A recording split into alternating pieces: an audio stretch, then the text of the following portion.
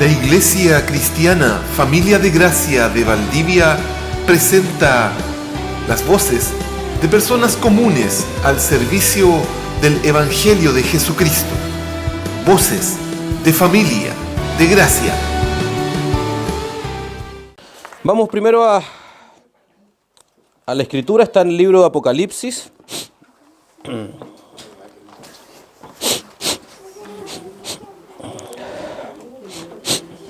Apocalipsis capítulo 3.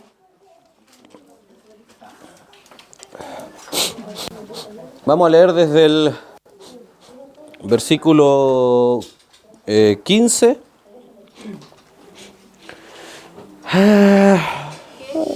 Apocalipsis 3, versículo 15. Vamos a leer hasta el 21, pero no creo que alcancemos a ver el completo todo el texto, pero leámoslo completo mejor. Dice, voy a partir desde el 14 en adelante en realidad.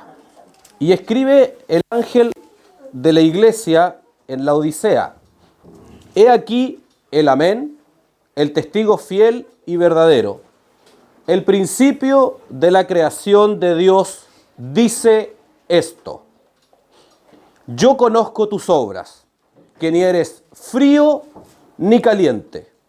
Ojalá fueses frío o caliente, pero por cuanto eres tibio y no frío ni caliente, te vomitaré de mi boca. Porque tú dices: yo soy rico y me he enriquecido, y de ninguna cosa tengo necesidad. Y no sabes que tú eres un desventurado, miserable, pobre, ciego y desnudo. Por tanto, yo te aconsejo que de mí compres oro refinado en fuego para que seas rico, y vestiduras blancas para vestirte, y que no se descubra la vergüenza de tu desnudez. Y unge tus ojos con colirio para que veas. Yo reprendo y castigo a todos los que amo. Sé pues celoso y arrepiéntete. He aquí, yo estoy a la puerta y llamo. Si alguno oye mi voz y abre la puerta, entraré a él y cenaré con él y él conmigo. Al que venciere, le daré que se siente conmigo en mi trono, así como yo he vencido y me he sentado con mi Padre en su trono. El que tiene oído, oiga lo que el Espíritu dice a las iglesias. Oremos. Señor, en el nombre de Jesús,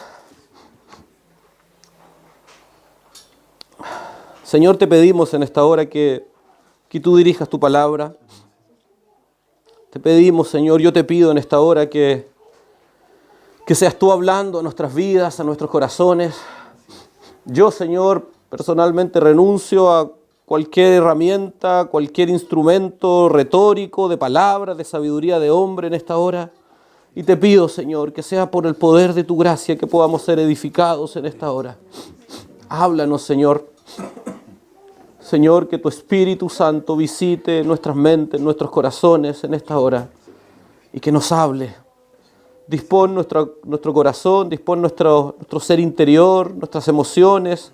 Dispón lo necesario en nosotros para que estemos atentos, estemos sensibles, estemos dispuestos a recibir de ti, Señor.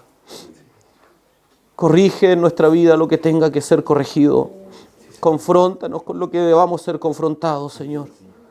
Pero glorifícate tú en nuestra vida, Señor. Háblanos en esta hora, en el nombre de Jesús. Amén. Amén. Hermanos, esta es una palabra que yo creo que muchos de nosotros hemos escuchado, al menos la típica frase: no seas frío ni caliente, no seas tibio, porque los tibios serán vomitados de la boca. Y la verdad es que yo he titulado, como ustedes siempre saben, es una cosa más para mí quizás que para ustedes, trato de ponerle un título a cada una de las palabras, de las prédicas, es una cosa de orden para mí, hasta para mis registros, nada más que eso. Pero yo creo que algo puede servir porque por lo menos permite uno acordarse después. Se llama La tibieza en el hombre. Ese es el título de esta, o la tibieza del hombre, más que en el hombre. Y esta es una, les decía que es una palabra que yo creo que los que llevamos harto tiempo en la cultura cristiana evangélica, al menos la hemos escuchado muchas veces. Y yo tengo que decirles que en realidad probablemente la idea que tenemos de lo que el texto o de lo que hemos escuchado no es lo que el texto nos enseña. Vamos a ahondar en eso, pero quisiera solo hacer ese contrapunto al partir nada más. Debemos tener un poco de contexto. Ustedes saben que el libro de Apocalipsis es un libro especial, es un libro además que tiene un lenguaje especial, es un libro que en muchos aspectos es metafórico, o sea, tiene una retórica, una forma de ser escrita que es muy simbólica, pero lo cual además exige obviamente una sensibilidad, creo yo, y una dependencia al Señor para poder ser comprendido con precisión conforme a lo que el Evangelio nos enseña. Tenemos que ser muy cuidadosos, particularmente con este tipo de libros, los poéticos, los simbólicos, los metafóricos, porque obviamente si uno no lo ve desde el Evangelio, desde la cruz, desde la centralidad de la cruz, uno es propenso en realidad a poder hacer interpretaciones que van más allá. Yo creo que parte de lo que ha pasado con esta porción es eso, que uno agarra esa frase y uno ha hecho y se saca una conclusión que ha ido pasando de generación en generación respecto a la tibieza y todo eso. ¿Ya? Ahora, hermano, esta es una carta, por decirlo de alguna forma, son palabras entregadas a un lugar, al ángel de un lugar, y yo quise, quizás hasta por mera curiosidad, tratar de entender un poco las características de esa ciudad. La Odisea es una ciudad que hoy día no existe, existió hasta el 1200 aproximadamente, y después de varias invasiones, hoy día existen solo ruinas, pero era un lugar que existía cuando esto se escribe. Existe este lugar geográficamente y tiene un montón de características, una ciudad muy potente culturalmente, obviamente como todo lo que estaba en la época estaba dominada y conquistada por el Imperio Romano, pero hay algo que a mí me llamó mucho la atención. La Odisea dice en la historia que enfrentó un terremoto importante entre el 60 y el 62, si no me equivoco, después de Cristo, en los tiempos en que Nerón gobernaba Roma, y que destruyó. Los terremotos siguen siendo igual de destructivos, pero obviamente en ese tiempo las ciudades no estaban preparadas de la forma que hoy día estamos un poco más preparados, particularmente en nuestro país. Por lo tanto, la ciudad quedó en ruinas. Pero la Odisea, y les digo esto no para fortalecer el dato, ni para parecer intelectual o histórico, es porque esto a mí me parece es muy simbólico de lo que voy a compartir el día de hoy, esto que puede ser anecdótico, esto que les voy a decir. La Odisea, en medio de toda esta destrucción, la ciudad rechazó la intervención del imperio para reconstruirse y ellos dijeron que ellos solos iban a reconstruir la ciudad. De hecho, la propia comunidad de la Odisea, dicen los historiadores, digamos, reconstruyeron la ciudad. O sea, era una ciudad que formaba parte del imperio, pero ellos se negaron a que de afuera vinieran a ayudarle y ellos, me imagino yo, con una especie de nacionalismo, de épica o de orgullo cívico, digamos, decidieron ellos mismos sacar adelante la ciudad. Ahora, esta carta se escribe después de este hecho, por cierto. El libro de Apocalipsis es por lo menos 20 años después, del año 60, según se estima, ¿ya? Pero esto es un dato que yo creo que tenemos que tenerlo en mente, porque cuando analizamos el texto mismo, me parece que es muy simbólico esta actitud, esta cultura que regía la ciudad, con lo que el texto mismo nos enseña, ¿ok? Esta cultura, digo, de rechazar la ayuda, esta cultura de creer que pueden solos, esta cultura de ni siquiera abrirse, a pesar de que la ciudad estaba en ruinas, digamos, y a pesar de eso, yo me imagino que debe haber habido peste, mortandad, decir no necesitamos a nadie, no necesitamos ayuda, nosotros reconstruimos nuestra ciudad, ¿ok? Ya, lo primero respecto al texto ya derechamente, tenemos que partir diciendo que es el propio Señor Jesucristo el que escribe esto. ¿De acuerdo? O sea, el texto yo creo que a pesar de que, como ya dije, es simbólico, pero en este aspecto es bastante claro, es bastante explícito. Dice que escribe: he aquí el amén, el testigo fiel y verdadero, el principio o el prominente de la creación. Y después, si usted sigue leyendo al final, lo leí también, habla inmediatamente de aquel que está sentado junto a su Padre en el trono. O sea, el único que está sentado junto a su Padre en el trono es Jesucristo. O sea, en ese sentido, tenemos que partir estableciendo esa base, que estas palabras provienen directamente del Señor Jesucristo. ¿Ok? Y están dirigidas a una ciudad, pero esa ciudad representa una forma, una cultura. En general, las 7 cartas del Apocalipsis están dirigidas a formas, no necesariamente a un lugar, sino a estructuras de pensamiento, a ideas arraigadas, a paradigmas que controlan el pensamiento de las personas de ese lugar. ¿De acuerdo? Bueno, yo creo que eso, el texto parte diciendo que, como ya dije, lo dice Jesucristo, el principio de la creación. Yo tengo aquí algunos datos respecto a lo que significa el principio, pero en general yo creo que es bastante explícito eso. Porque cuando uno lee el principio de la creación, alguien podría decir: oye, pero bueno, entonces Jesucristo es una entidad creada, que es un poco el conflicto que a veces se abre cuando hay este tipo de expresiones, pero el texto no dice el primero, sino él dice, la palabra es arcé, se refiere al que está primero, al que está en una posición de superioridad respecto a todo el resto de la creación. Y el texto dice: yo conozco tus obras. O sea, el Señor Jesucristo le dice a la iglesia en ese lugar: yo conozco tus obras. Le dice a esa ciudad: yo conozco tus obras. Y nos dice a nosotros: yo conozco tus obras. Le dice a los hombres: yo conozco tus obras. Nosotros debemos entender, hermanos, debemos primeramente estar plenamente conscientes y persuadidos de que el Señor y frente a Dios no tenemos absolutamente nada que esconder. Que estamos completamente expuestos frente a Dios. Que no existe ningún aspecto, ningún área, ningún momento, ninguna circunstancia, ninguna emoción, ningún temor, ningún proyecto y no sé qué otras áreas del hombre que estén fuera del conocimiento de Dios, para su gloria o para nuestra vergüenza. No hay nada de nosotros que no sea manifiesto y que no vaya a ser manifestado. La Escritura nos enseña que todo lo que está oculto será manifestado. Aquellas cosas, aquellas áreas de nuestra vida, aquellas acciones, aquello que hacemos donde nadie nos ve, están quedando guardadas, están anotadas. Toda palabra tenemos que dar cuenta, dice la Escritura, y de todas nuestras obras están escritas en un libro que se llama el libro de las obras, que al final de los tiempos serán abiertos. O sea, todas las acciones de los hombres y todo lo que el hombre es están a la vista de Dios. Es tremendamente insensato, es tremendamente, perdonen con todo respeto, pero es tonto la forma de pensar, de creer que podemos esconder algo delante de Dios. O sea, y es además una muestra de la necedad que rige sobre el pensamiento humano hoy en día. Ahora el texto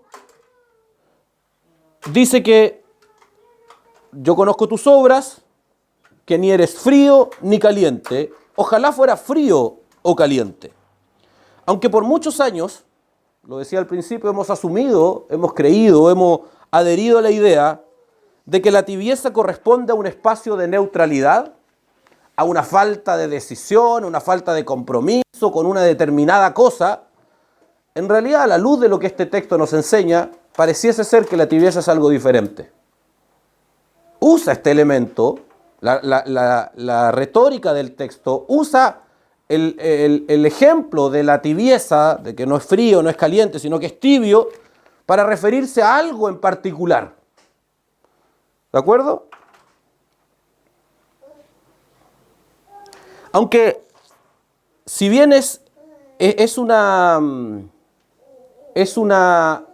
una expresión, este ejemplo, es una expresión como del lenguaje, de la forma que tiene este libro en escribirse, podemos concluir con total certeza que la tibieza es algo que Dios desprecia, es algo que a Dios le parece abominable. La palabra abominación en la Escritura es un símil, o lo más parecido en nuestro lenguaje, al menos de los que yo conozco, es vomitivo. ¿Ok? O sea, no, en el contexto hebreo, porque de ahí el origen viene de ahí la palabra abominación, refería inclusive a la repulsión, a un rechazo repulsivo exacerbado. Y el texto nos enseña la esencia de este ejemplo, de esta figura que ocupa en este caso el apóstol Juan, es esa. O sea, la tibieza es algo que Dios abomina al punto que le genera repulsión, le genera la necesidad de vomitar, de sacarlo de cerca, en un acto que es absolutamente violento, como es el vómito mismo. ¿Me entienden?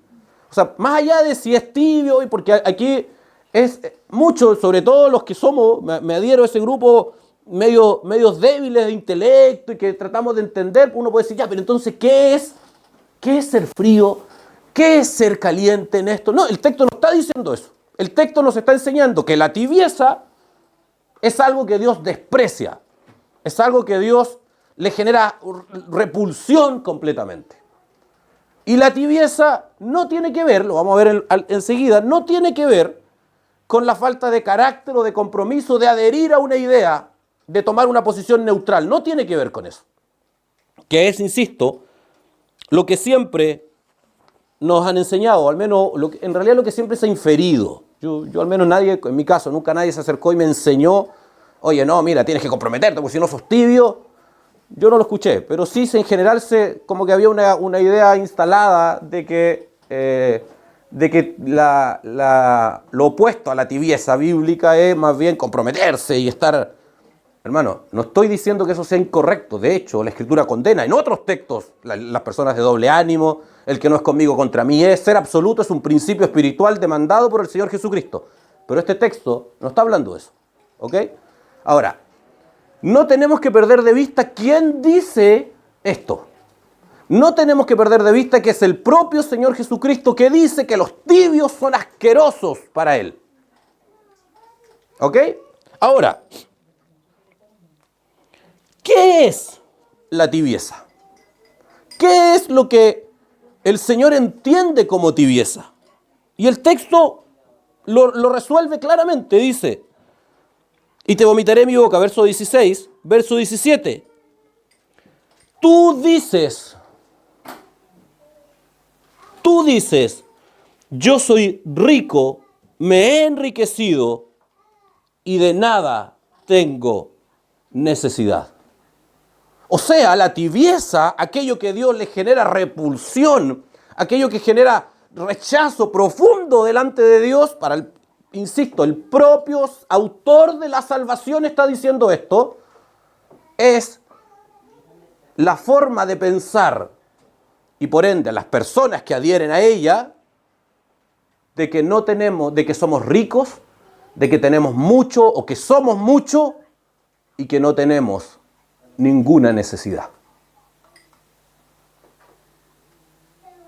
Eso es, delante de Dios, conforme a lo que este texto nos enseña, porque insisto, esto es una figura, tibieza.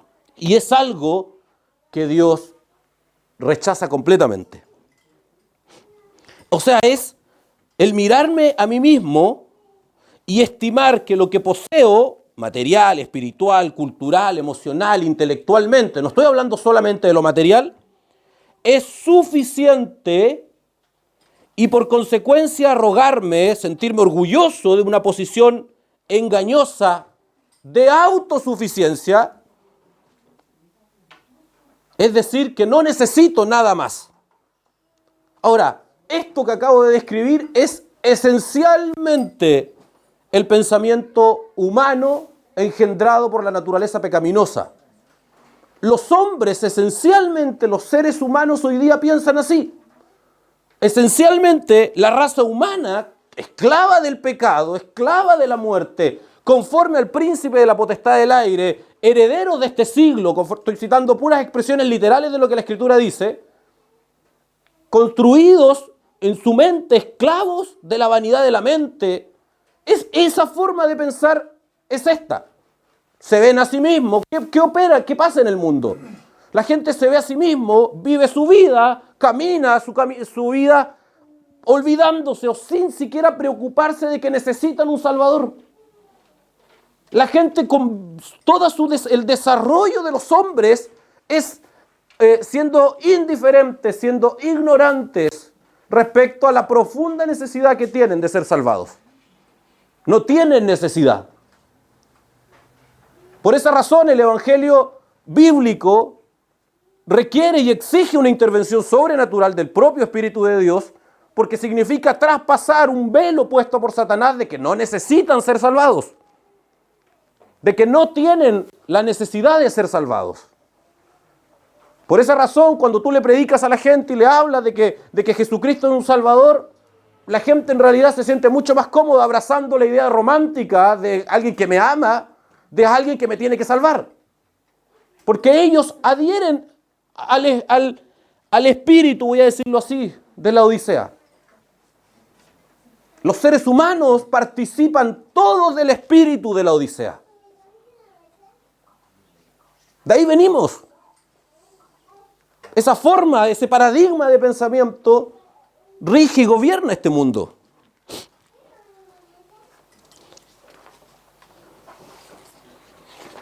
Porque mientras Dios dice que el hombre está muerto, que el hombre es incapaz, que el hombre es carente, que el hombre es incompetente, que el hombre está condenado, que el hombre no solo necesita a Cristo, sino que no solo necesita algunas cosas de Cristo, sino que necesita todo de Cristo, que el hombre sin Cristo no es nada, es una llaga podrida, camino al infierno. Mientras Dios dice eso, los hombres se ven a sí mismos y dicen, yo no necesito nada. Yo estoy pleno. Yo necesito trabajar, yo necesito complacer mis sueños, yo necesito generar dinero, yo necesito lograr mis éxitos, yo necesito criar a mis hijos, yo necesito tener una familia conforme a los estándares que quiero. Ni siquiera voy a decir una familia organizada, ordenada, porque en realidad hoy día eso ya está absolutamente discutible. Conforme a los estándares que quiero, donde ya no me importa lo que Dios diga, no es relevante para mí. Eso dice, y el texto dice, porque tú dices,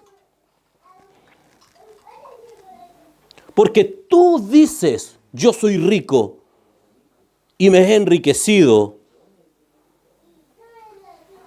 y de nada tengo necesidad. Mientras Dios dice que el hombre, que no hay justo ni aun uno, que el hombre es esclavo de la injusticia, que es un necio para conocer las cosas altas de Dios, no hay quien entienda, eso es lo que nos enseña ese texto, no tiene la capacidad de buscar a Dios, estoy citando Romanos 3 del 10 al 18, de que todos en colectivo se han desviado, de que todos en colectivo se hicieron inútiles, que no sirven para nada, de que no hay ninguno bueno siquiera, no hay uno solo bueno, de que sus sepulcros blanqueados es su garganta, es decir, su garganta desde dentro del hombre hiede pecado, de que los pensamientos, de que los interiores del hombre están podridos y por consecuencia sale hedor. Hermano, no hay que perder de vista que esta frase en particular se dice en un contexto cultural, en donde los sepulcros se cerraban con piedra, no por una cuestión estética o para que no se robaran los cuerpos, sino porque el olor, la putrefacción que salía dentro, el hermano Víctor lo decía la semana pasada, el hedor que salía dentro de los cadáveres era insoportable. Además, acuérdense que la Palestina era una ciudad desértica, es una zona desértica, por lo tanto la temperatura es alta. Imagínense lo que significa la putrefacción de los cadáveres. Eso es la garganta del hombre. Mientras Dios dice eso, mientras Dios dice que con su lengua engañan, que veneno de áspides hay debajo de sus labios, que su boca está llena de maldición y amargura. Perdonen el énfasis, pero hemos escuchado tantas veces estos textos que hemos perdido la sensibilidad de la profundidad que tienen. No hay un poco. No hay un poco de amargura. Está llena de amargura. No cabe nada más que no sea maldición de amargura. Eso es, mientras Dios dice eso respecto al hombre, el hombre se mira a sí mismo y dice, yo de nada tengo necesidad. Pero el texto sigue.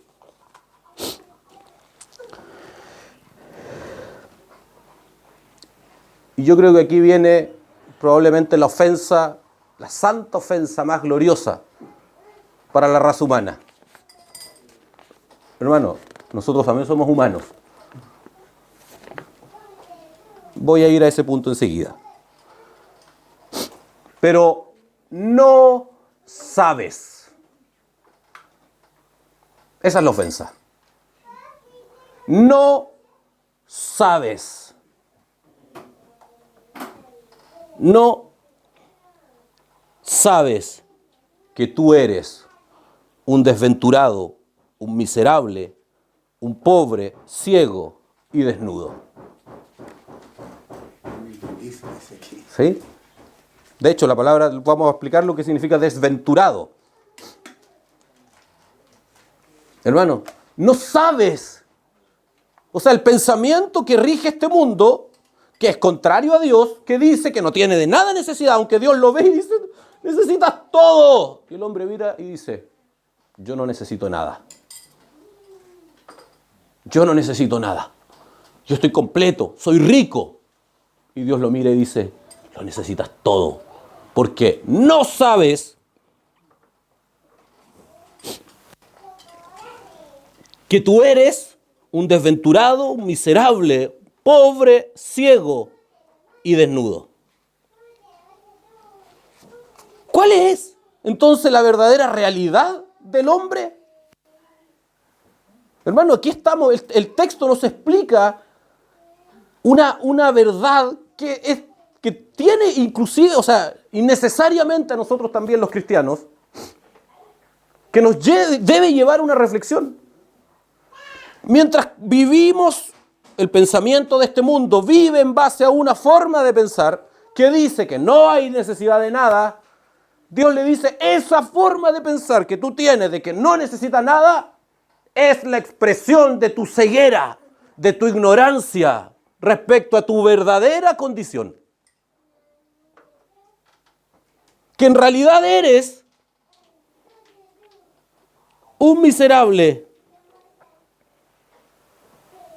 un desventurado, un miserable, un pobre, un ciego, y estás desnudo. Hermano, alguien desventurado, la desventura corresponde a algo que conlleva dolor y sufrimiento. Hermano, los seres humanos, la raza humana no sabe que está sufriendo, aunque está sufriendo. Los seres humanos no saben que están en un estado de desventura. ¿Cómo no va a ser desventurado estar bajo la ira de Dios? ¿Cómo no va a ser desventurado estar condenado? ¿Cómo no va a ser desventurado que existe un decreto en los cielos que dice que sus almas enteras arderán en el infierno para toda la eternidad? ¿Cómo no va a ser algo triste? ¿Cómo no va a ser algo que implique dolor y sufrimiento esa realidad espiritual? No lo saben. Pero esa es la realidad. Porque mientras los hombres vivimos en un estado de mortalidad de aparente alegría, en realidad estamos en un estado de permanente agonía,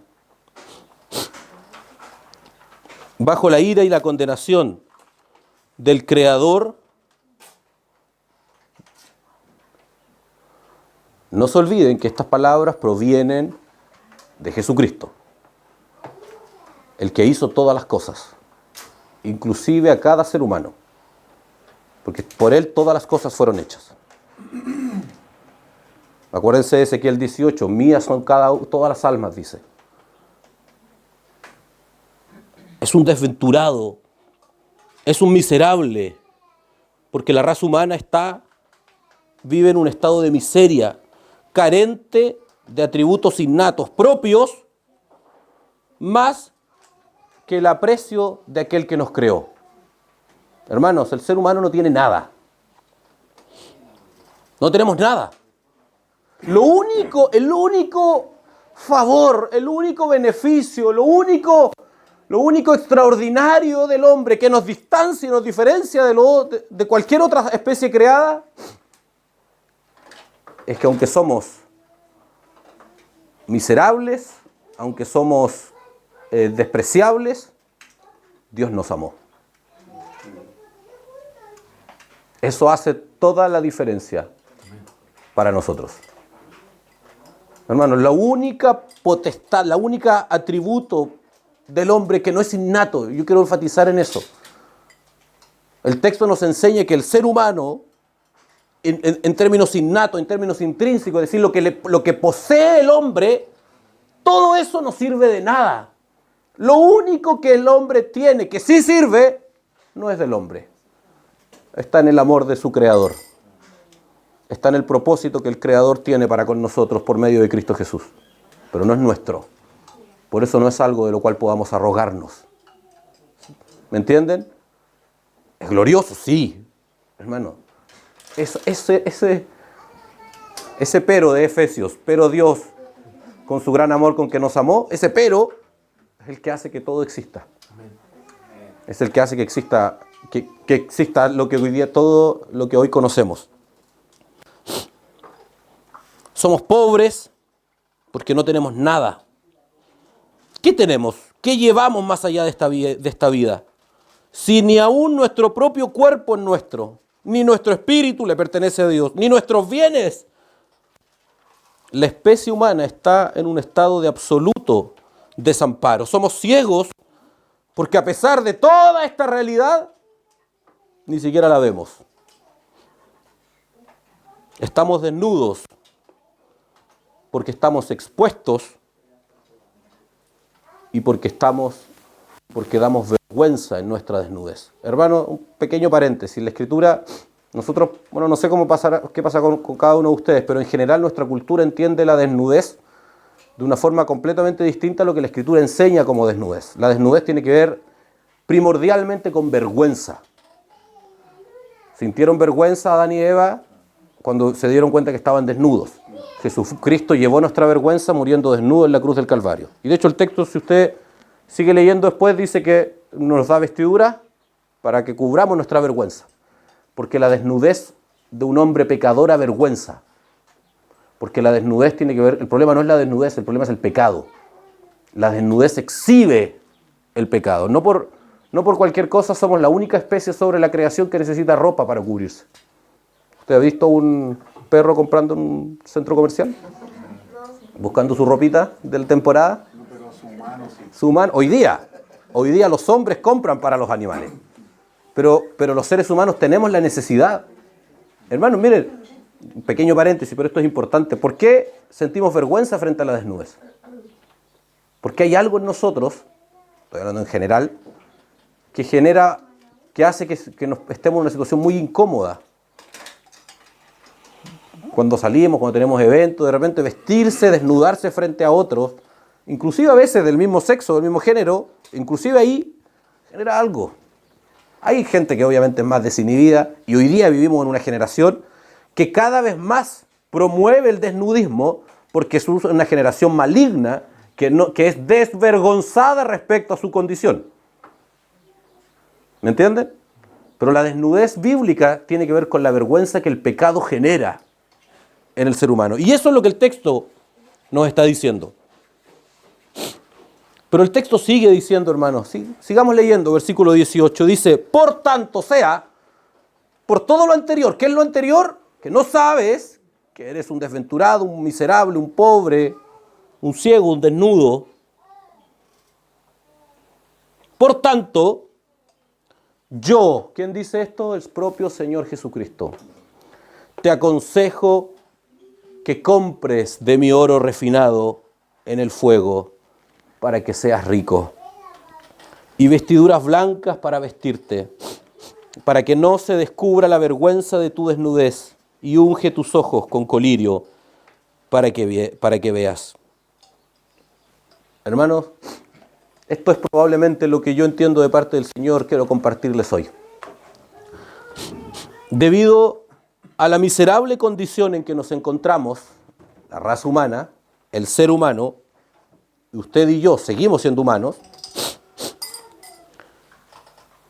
la única salida, el único camino de provisión de todo lo que necesitamos para nuestro auxilio, para nuestro rescate, para nuestro refugio, proviene de Cristo. Hermanos,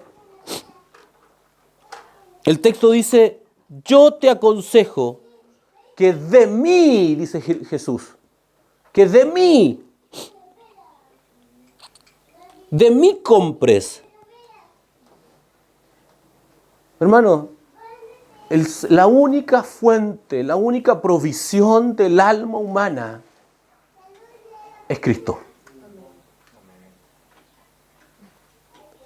Todos los elementos del alma humana, todas las necesidades del alma humana provienen de Cristo. Deben ser suplidas o pueden ser suplidas por Cristo. No existe nada más que Cristo como el auxilio integral del alma humana. Hermano, el mundo no entiende esto. El mundo jamás va a entender esto mientras el pensamiento de este mundo mantenga sus mentes subyugadas y esclavas al pecado. Pero nosotros no somos del mundo. Es comprensible, es esperable, es hasta aceptable que el mundo viva diciendo que de nada tiene necesidad. Es lógico. De hecho, el texto dice que así es, que ellos no saben que necesitan todo, pero no lo saben. Es aceptable, es comprensible que el mundo viva en base a esa forma de pensar, pero no lo es para nosotros. No es aceptable para la iglesia, no es aceptable para un redimido que viva una vida creyendo que puede obtener fuera de Cristo las provisiones de su alma. Hermano, no estoy hablando en absoluto de la provisión material, esa es la que menos importa, que por cierto, también proviene de Él.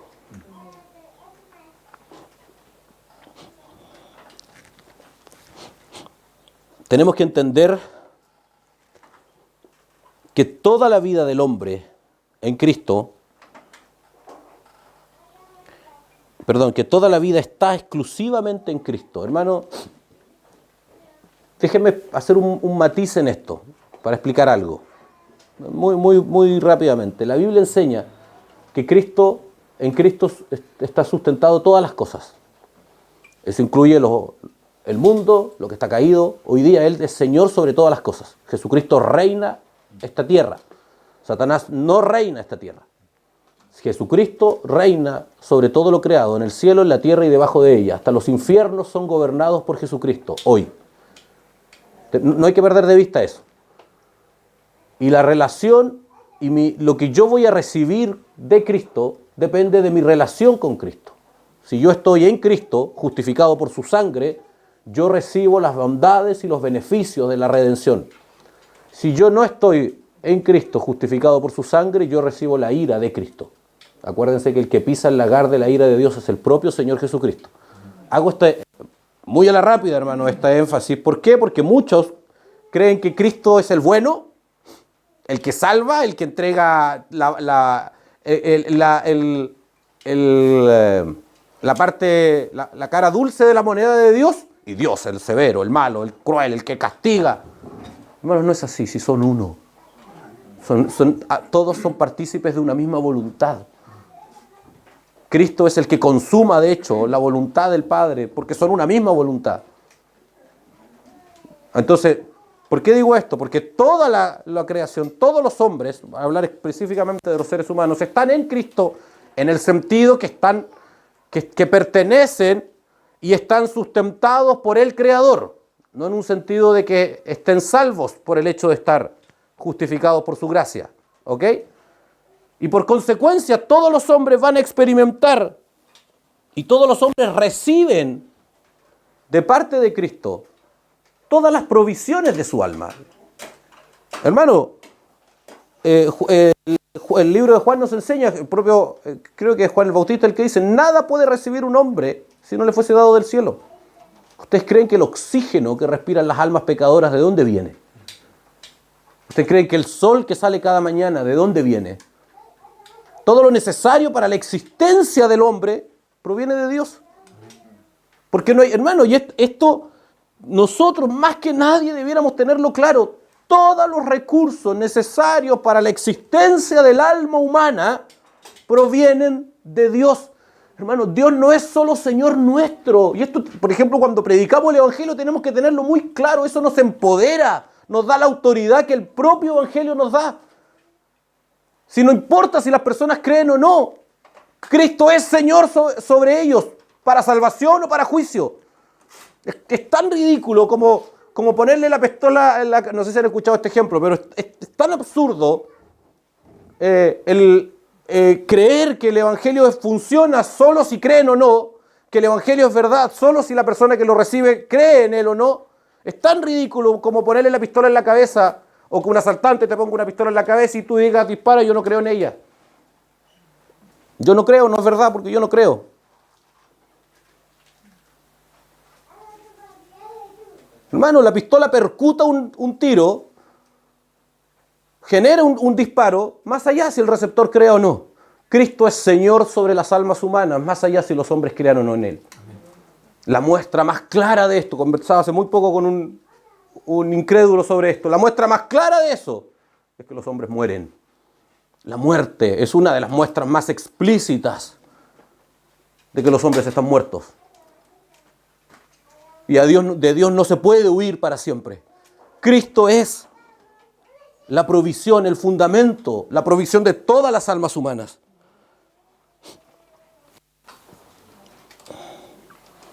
Y aún más de aquellos que hemos sido justificados y redimidos con su sangre. Cualquier elemento en nosotros que no esté determinado por Cristo, que no esté fundamentado por Cristo, que no provenga conscientemente de Jesucristo para nosotros, en nosotros, o sea, cualquier elemento en nosotros que yo no tenga total convicción de que proviene de Cristo, es un ídolo demoníaco del cual tenemos que huir y tenemos que arrepentirnos. La riqueza del hombre existe únicamente en Cristo. Cristo es la provisión espiritual del hombre. Cristo es la provisión material del hombre, Cristo es la provisión emocional, Cristo es la provisión temporal del tiempo que vivimos, eso quiero decir. Ahora, se vive en nosotros los redimidos, transformados por Él, renovados de nuestra forma vieja de pensar, conscientes de que de Él nos hemos vestido con vestiduras blancas por su justicia que nos fue dada. ¿Verdaderamente vivimos así? Verdaderamente el Señor, en mi ser interior, vivo con conciencia plena que si no fuera por Cristo, soy un desventurado, soy un miserable, soy un pobre, estoy desnudo, doy vergüenza. Y que por consecuencia la única fuente, la única provisión aceptable para mi alma es Jesucristo. Insisto, que el mundo piensa así es aceptable. Porque están condenados, están perdidos. Y Satanás gobierna sus pensamientos. Pero no lo es que nosotros pensemos así. Es un problema grave. Cualquier atisbo de independencia, de autonomía de Cristo, es un problema grave. ¿Cómo podemos vivir de esta forma? Primeramente, requiere una completa conciencia de incapacidad. Hermano, no sabes que eres tal cosa. Eso es el hombre. Jesús dice, no sabes que eres un miserable. No, si yo puedo, si yo soy fuerte. No sabes que no eres fuerte. No sabes que no eres capaz. No, pero si yo logro, mi mente funciona de una forma distinta y es más capaz. No sabes si tienes alguna capacidad. Proviene del cielo y es para Él, no para tu gloria. No sabes que, mi hermano, por favor, no sabemos. Seamos humildes, no sabemos, ni siquiera somos capaces de vernos a nosotros y reconocer. Eso es lo que el texto nos dice. Yo me veo a mí y no lo veo. Yo veo mis pantalones y digo, son blancos. Todos ven que es negro. Dios ve que es negro. Los ángeles ven que es negro. Y yo digo, no, es blanco. Y voy a la tintorería y le digo, oiga, ¿me lava mis pantalones blancos? ¿Me entiende lo que quiero decir, no? Yo veo la vida diciendo, yo puedo, no, yo soy capaz, yo soy fuerte. Y Dios dice, no sabes que no puedes. Pero mira hasta dónde he llegado. No has llegado tú, yo te he llevado ahí. Mira todo lo que has logrado. No has logrado nada, yo te lo he dado todo. Amén. Hermanos, ¿cuánta gloria le hemos robado a Dios? ¿Cuánta gloria le hemos quitado a aquel que nos dio todo? Creyendo que ha sido por nuestra capacidad, por nuestra fuerza. Hermano, ni el brazo podríamos levantar si no fuera porque Él nos da esa capacidad. Hay miles, hay millones de personas que no pueden hacer esto.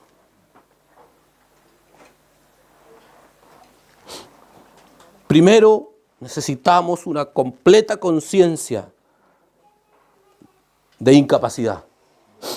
No existen en Cristo los hermanos fuertes, existen los hermanos más conscientes de su debilidad, que son en Cristo fortalecidos. Amén. Hermano, la vida cristiana consiste en una permanente y constante conciencia de debilidad, de precariedad. Porque la única fuerza posible en nosotros es Cristo. ¿Por qué esto es importante? Si no es que no vayamos a lograr o a poder hacer cosas, no. Si vamos a hacer, Dios nos va a usar para hacer eso, pero la gloria es de Él, porque es Él en nosotros, el que nos hace hacer esas cosas. Hay hermanos, en medio de nosotros hay hermanos que tienen dones, que tienen gracias de Dios, que son de Dios, ojo, son de Dios. El dueño de esos dones y de esas gracias es Dios, y son para Dios, porque de Él, por Él y para Él son todas las cosas. No algunas, no las de la mañana, todas las cosas. Hermano, me miro yo y carezco de todo, lo miro a Él y lo poseo todo. ¿Se entiende la diferencia? Tenemos que vivir con una completa conciencia de que Cristo es la fuente eterna de mi alma. Satanás se encargará de mostrarnos muchos caminos de provisión para nuestra vida. Pero todos ellos son solo caminos de muerte y confusión. El único camino de provisión para nuestra alma es Cristo. Hermanos, en todas las áreas. Hay algo que no sabe, vaya a Cristo. Hay algo que no tiene, vaya a Cristo. Hay algo que cree necesitar, vaya a Cristo. En todas las áreas. ¿Por qué no oramos lo suficiente aún cuando muchas veces sabemos que tenemos problemas con los que lidiar? Porque no creemos que Cristo pueda suplir un montón de áreas de nuestra vida. Hermanas, las dueñas de casa en la mañana oran a Dios, Señor, que cocinar. Eso lo decido yo, ¿sí? ¿Cuántas veces nos hemos equivocado o se han equivocado en eso? No me voy a arrogarla el título de que cocino algo en la casa. Siempre, alguna vez lo he hecho. Ahora, pongo un ejemplo muy doméstico, porque quiero ejemplificar con ello que hay un montón de áreas prácticas en nuestra vida donde Cristo se tornó irrelevante.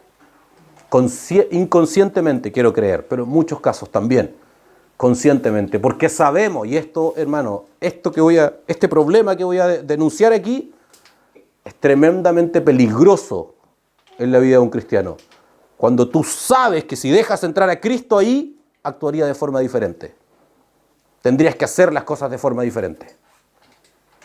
Cuando tú haces algo y lo vienes haciendo tanto tiempo, pero tú sabes que si le preguntas al Señor o si pides un consejo respecto a eso, te van a decir algo contrario.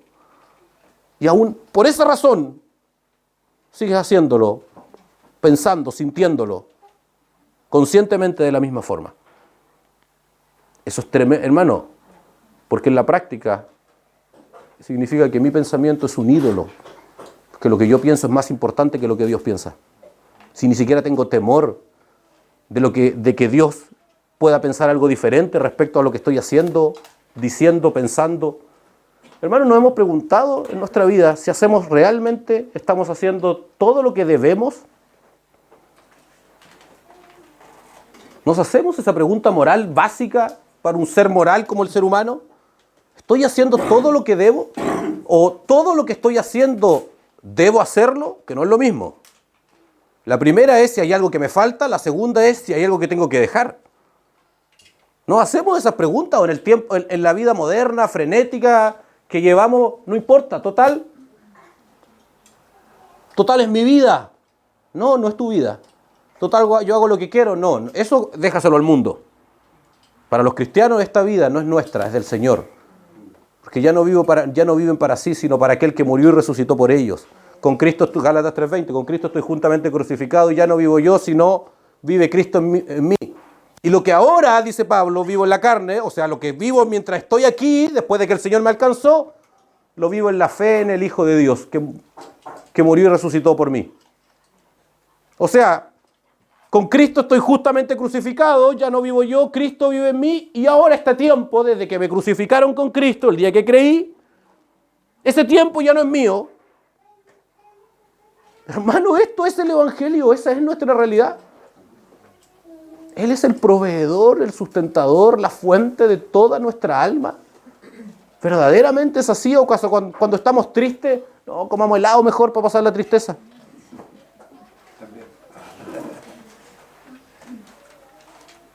No, cuando estoy perturbado, no, veamos Netflix mejor para distraerme.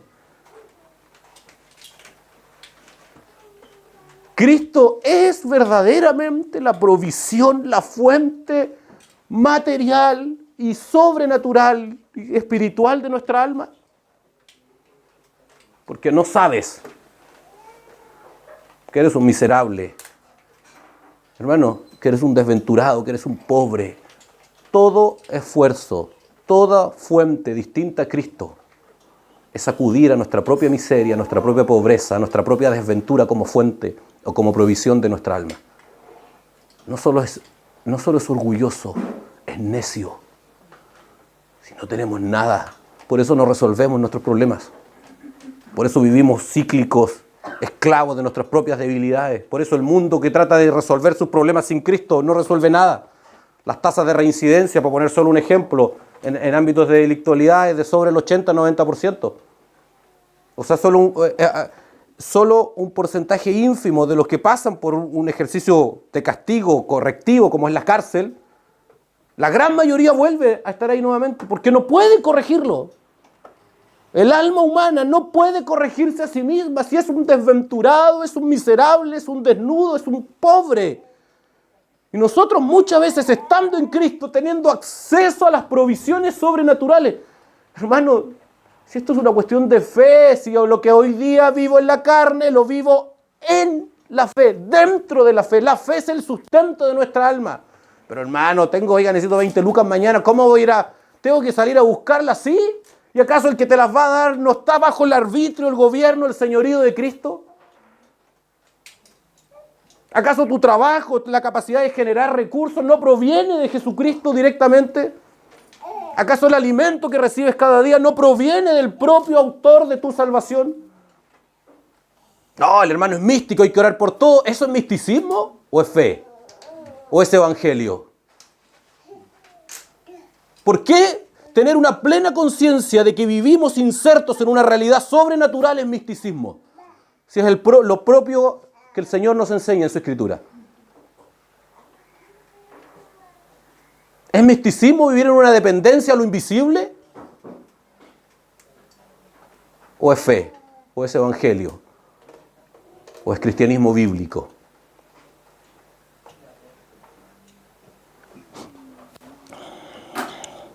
Satanás se encargará de mostrarnos muchos caminos de provisión, hermanos. Cuidado con esto. Satanás es muy hábil, poniendo caminos, poniéndonos sutilmente. Hermano, si quiere categorizar a Satanás en una palabra, yo usaría esta: sutileza. Lo cual hace que sea altamente eficaz, porque se requiere mucha precisión, mucha sabiduría de Dios para darse cuenta. Porque es como el falso, esto es falso, por cierto, pero es como el falso chiste o anécdota del sapo en el agua caliente. Es falso, no es así, por cierto. El sapo salta, dicen. Yo no he hecho nunca la prueba, pero no es que no se dé cuenta hasta que está hervido. Pero es un ejemplo que sirve para explicar. Satanás empieza a mover de a poquito el cerco, a poquito, y de repente, cuando no te das ni cuenta, ya estás 200 kilómetros fuera de tu destino. Satanás va a ir poniendo y proveyendo fuentes de provisión para nuestra alma. Y por favor, lo digo otra vez, no estoy hablando de lo material, estoy hablando de toda nuestra alma.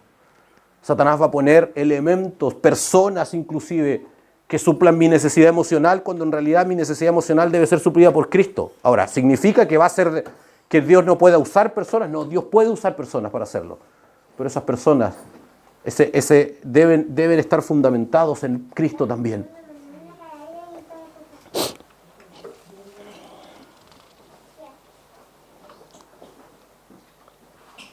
Hermanos, estamos llenos de sueños carnales que alimentamos con planes y proyectos. Y la gran mayoría de ellos nunca se van a cumplir. Porque no hemos considerado a Cristo en muchos, sino en casi todos los ámbitos de nuestra vida. Cristo es el Salvador de mi vida. Y ya está, ahí termina el cristianismo actual. Cristo me salvó, así que es problema de cuando me muera. Hermano, eso no es así. La vida cristiana, la vida eterna, es esencialmente... Esto es Cristo. Acuérdense que los que están en Cristo, así, en Cristo, dentro de Cristo, nueva creación es. Vamos a usar la tapa mejor. Dentro de, cuando un alma humana caída se arrepiente, cree en la obra de Cristo, Cristo entra a las tinieblas, lo agarra, lo despoja de los poderes demoníacos y lo pone dentro, en. ¿Eso es un prefijo? No, es una preposición, en. Preposición, ¿cierto? La preposición en quiere decir lugar, ubicación. Cristo, el alma está lejos de Dios, y Cristo, por medio de Cristo, el hombre cree y es puesto dentro de. Y aquí ocurre un milagro que se llama nueva creación, que es que somos hechos uno con Cristo Jesús. ¿Hay algún área aquí de mi vida que queda fuera de Cristo? Ninguna. Ahora, ¿esto es una realidad práctica en mí? Porque si no, hay un problema. Hermano, voy terminando con esto. Voy a ir terminando, un gerundio.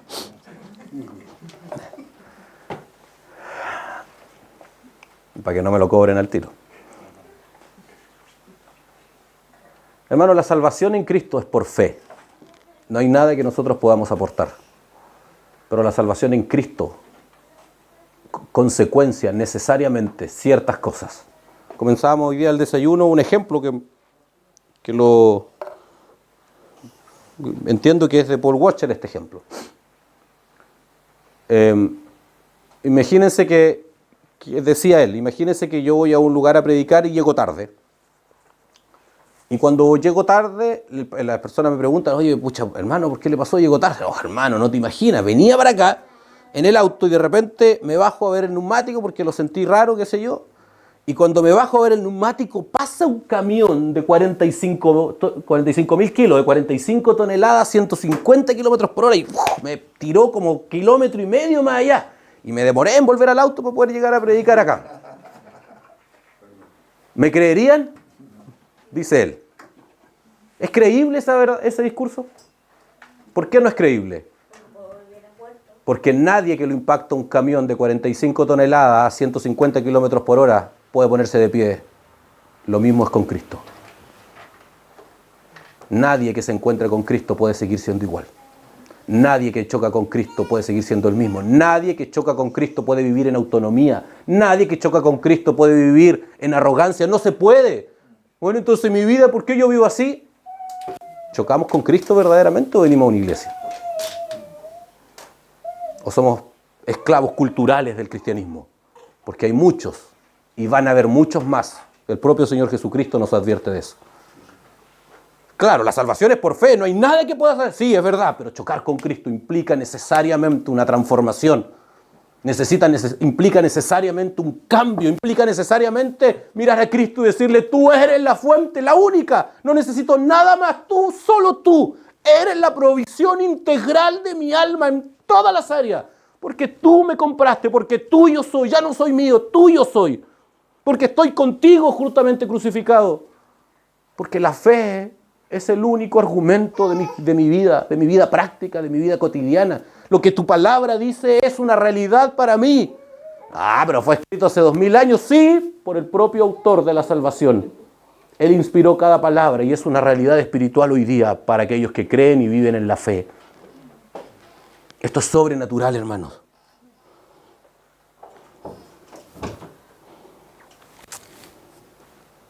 Ser un discípulo de Cristo implica asumir no que Él, que Cristo, sea lo más importante de nuestra vida, sino que Él es toda nuestra vida. A Él le fue dada toda la potestad de lo que está en el cielo y en la tierra, Mateo 28, 18. El dominio y el gobierno sobre todo lo creado y sobre todos nosotros. Estamos llenos de normalizaciones de pensamientos, de conductas, de reflexiones que no consideran a Cristo como la provisión. Estamos llenos, venimos tantos años moviéndonos y actuando en nuestra vida sin considerar a Cristo como la única provisión, que ya es normal. Hermanos, ya es normal en nuestra cultura que creamos que los hombres, la responsabilidad es proveer. No, yo traigo platita para la casa. No tengo ninguna otra responsabilidad más que traer platita para la casa. Y eso está absolutamente normalizado en nuestra sociedad, en nuestra cultura y también en muchos cristianos. Creer que tu única responsabilidad con tu familia es poner plata. Normalizado, completamente.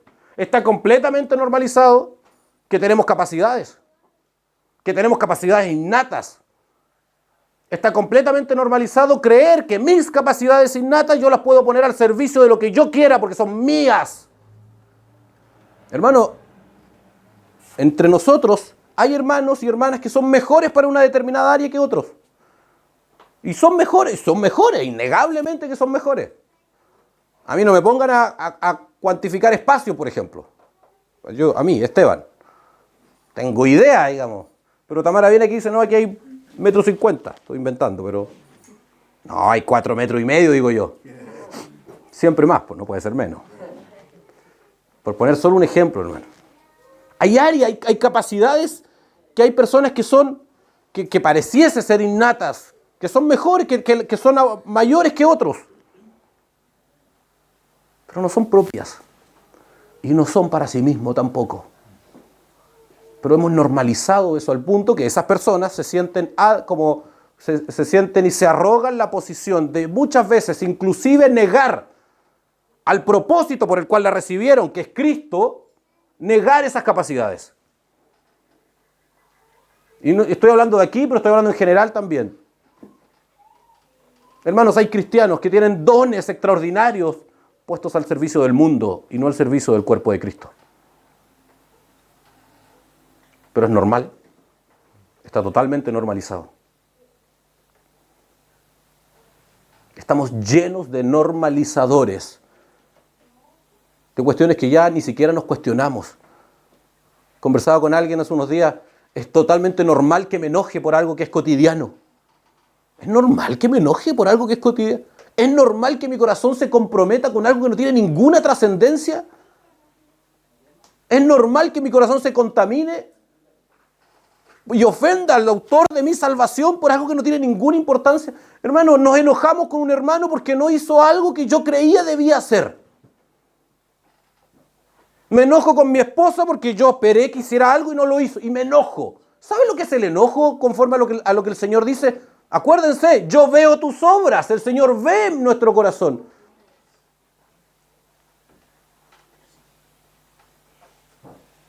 Y es normal. Obvio, ¿cómo voy a permitir? Hermano, nuestra perspectiva de juicio en Cristo es que yo en este momento, aquí, ahora, en este momento, hoy, ¿cuánto estamos? 20 de agosto, a las 12:58, yo en este momento debiera estar rodeado de llamas de fuego, consumiendo mi piel, sintiendo un dolor en todo mi sistema nervioso permanentemente, sabiendo que nunca más voy a dejar de sentir otra cosa que no sea ese dolor. Esa es mi realidad. Y desde esa perspectiva yo tengo que juzgar mi vida. ¿Estoy recibiendo eso? No, gloria al Señor. No, pero hoy día hay poroto y no arroz con carne. Yo tendría que estar en este momento recibiendo el fuego permanente de Dios. Porque eso es lo que merezco. Esa es la perspectiva, hermano, la perspectiva es todo. Tener perspectiva nos permite a nosotros tener el corazón adecuado, la disposición correcta.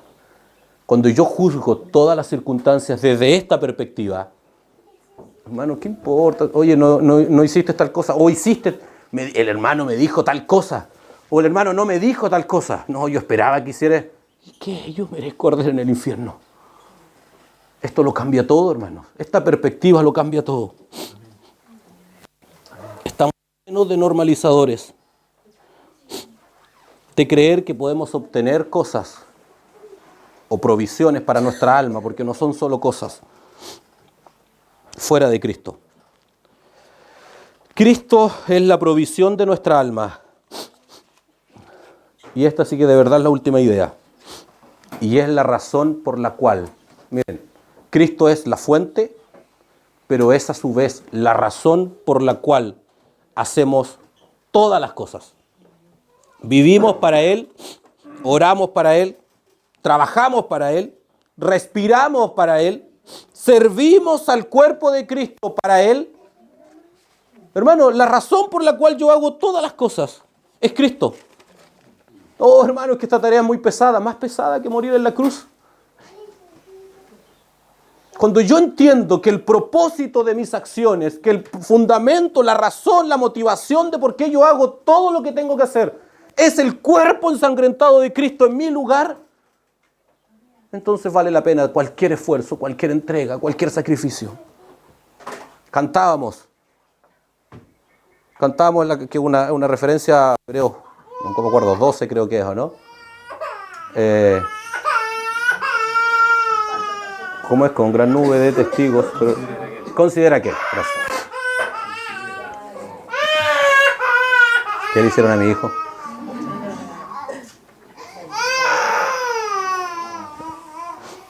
Hermanos, Cristo es la razón. Tami, llévalo para allá.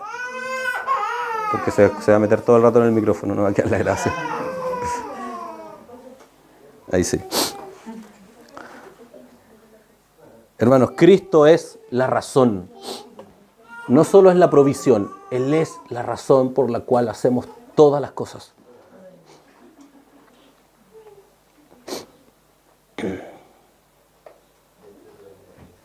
Hermano, para los que estamos casados, hombres primero, nuestras esposas, no se merecen nuestro cuidado, nuestra dedicación, nuestro sacrificio, nuestro esfuerzo, nuestra protección, nuestra entrega, nuestra negación permanente. No lo hacemos por ellas.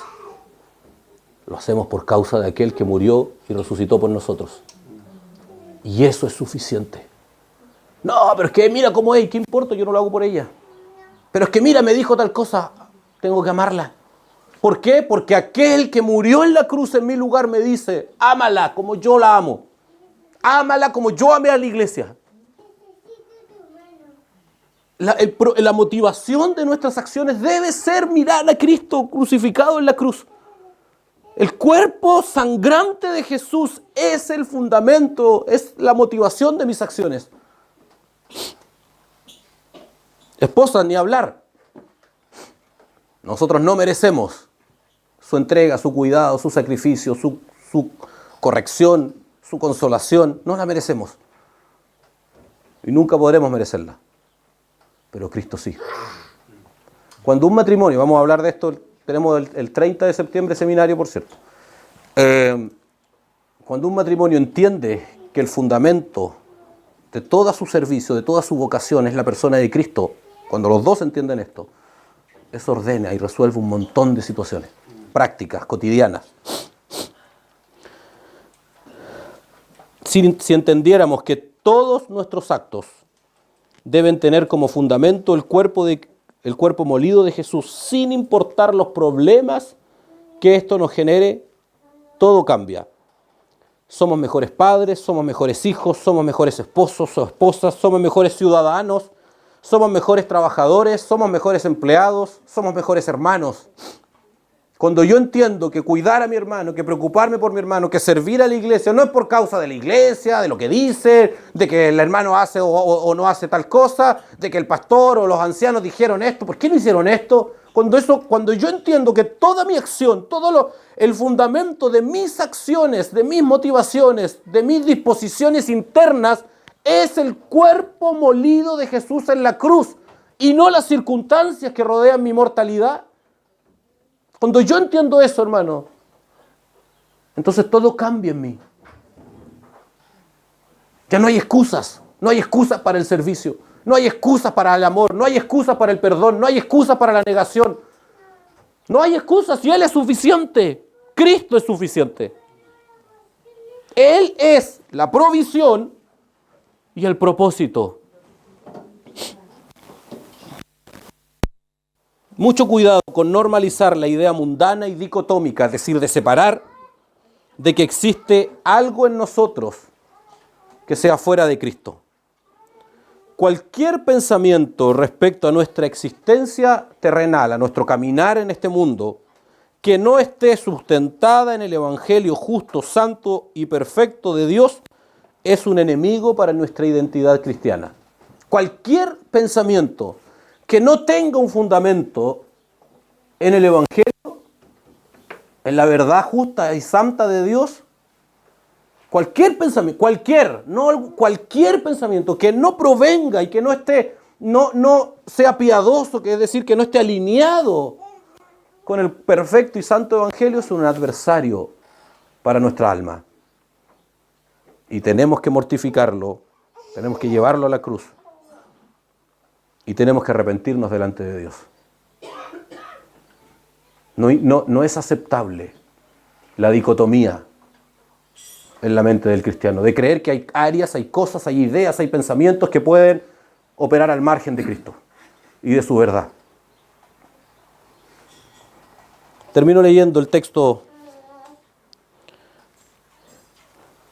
Por tanto, dice Jesús, yo te aconsejo que de mí compres oro refinado en fuego, para que seas rico.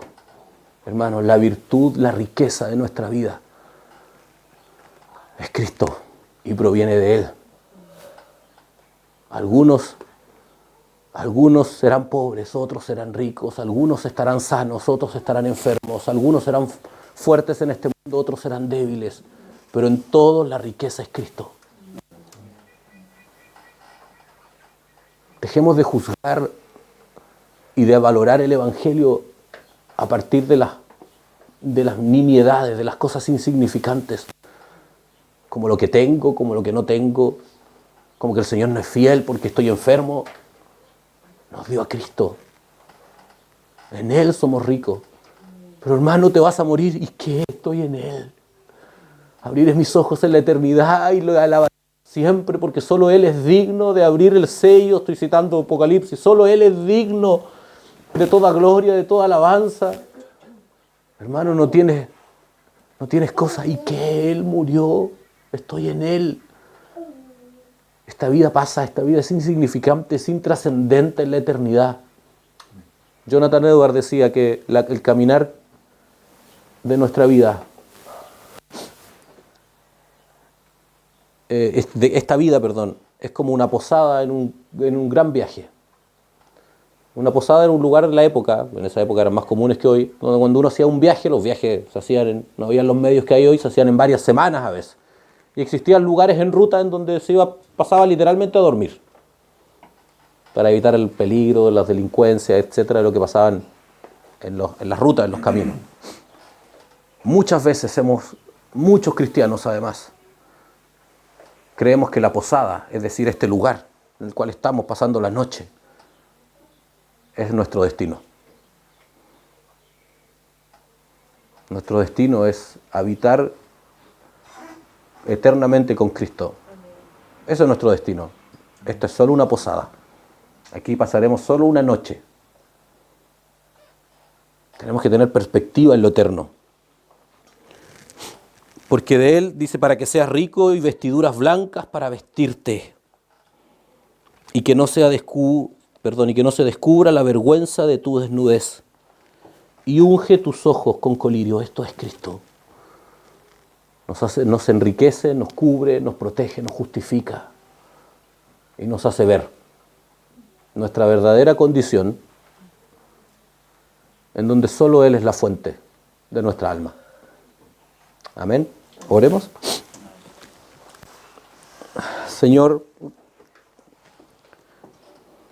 gracias por permitirnos estar juntos, gracias por tu palabra, gracias, Señor, por la gracia, por el privilegio, Señor, de poder oír de ti. Yo te pido en esta hora, Señor, de que por el poder de tu Espíritu tú ministres nuestros corazones, tú encarnes, Señor, tú corrijas, tú despiertes nuestras conciencias, tú limpies de todo pensamiento impuro nuestras mentes. Tú, Señor, ordene nuestra vida, que nuestro ser interior sea completamente alineado conforme a tu verdad, que aquella verdad que tú quieras manifestarnos por medio de tu palabra, Señor, sea eficaz en nosotros, Señor. Líbranos de cualquier altivez de espíritu, cualquier arrogancia en nuestro corazón, y permítenos, Señor, ser edificados poderosamente por ti. Gracias por esta reunión, gracias, Señor, por las alabanzas, gracias, Señor, por el tiempo en que podemos orar, gracias por el tiempo que vamos a vivir ahora también. Te glorificamos a ti, glorificamos tu nombre, Señor. Solo tú eres el autor, el sustentador de nuestra vida. En el nombre de Jesús. Amén.